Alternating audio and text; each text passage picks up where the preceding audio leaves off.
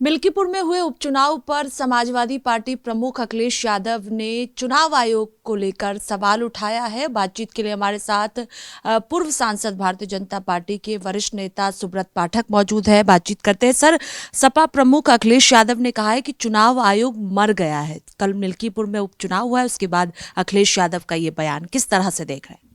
देखो, अब अखिलेश जी जब चुनाव हारते हैं तो ठीकरा तो कहीं ना कहीं उनको फोड़ना ही होता है। तमाम प्रकार के इस प्रकार के बयानबाजी करते हैं। अखिलेश जी कह रहे हैं कि चुनाव आयोग मर गया है, सफ़ेद चादर दे देना चाहिए।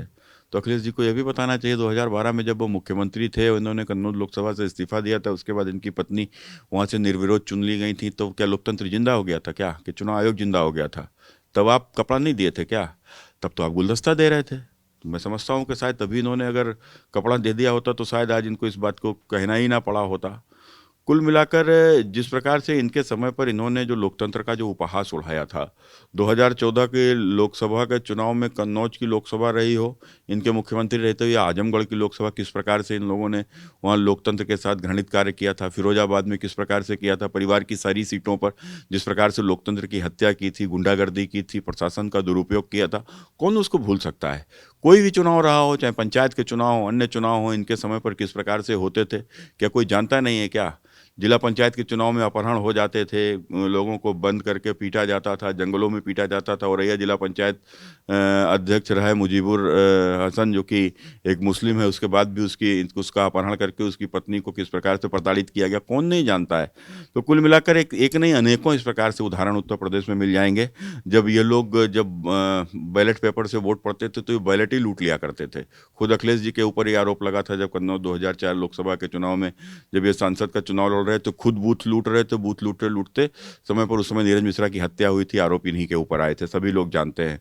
तो कुल मिलाकर आज गुंडा माफिया जो रहे नहीं, जो इनके लिए बूथ लूटा करते थे, लोगों को गांव के गांव रोक देते थे, वोट डालने नहीं जाते थे, चूंकि इनको वोट वो लोग देते नहीं थे। तो इस प्रकार की स्थितियां रही हैं उत्तर प्रदेश में।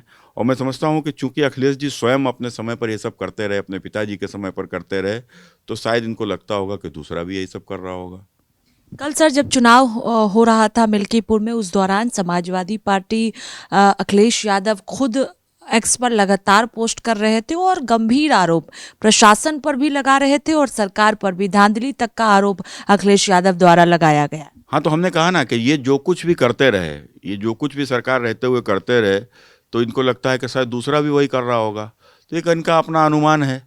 और फिर जब ये चुनाव हारते हैं तो इसी प्रकार की स्थिति होती है। तो आप बताइए कि 2024 में लोकसभा आप कैसे जीत गए? वही शासन, वही प्रशासन, और शासन भी सत्ता भाजपा की थी। यदि कुछ गड़बड़ होता तो अखिलेश जी आप स्वयं ही चुनाव ना जीते होते। तो कुल मिलाकर इनको इन सब चीज़ों से बचना चाहिए, इनको अपना उपहास नहीं उड़ाना चाहिए, हार के और भी बहाने खोजने चाहिए, अपने कर्म सुधारने चाहिए। जब आपके कर्म ही ठीक नहीं है तो चुनाव कहाँ से जीतोगे? आपको लगता है कि समाजवादी पार्टी मिल्कीपुर हारने जा रही है, बीजेपी जीत रही है मिल्कीपुर सीट? देखो, समाजवादी पार्टी तो समझ ही रही है कि मिल्कीपुर हार रही है, लेकिन उसका नया ये बहाना है शायद दिल्ली को लेकर, क्योंकि दिल्ली में केजरीवाल हर बार जीत जाता था, इस बार इनको बुला लिया तो उसकी बुरी दशा हो गई। तो शायद दिल्ली और मिल्कीपुर की स्थिति को भांप गए हैं, इसी प्रकार से आरोप लगा रहे हैं।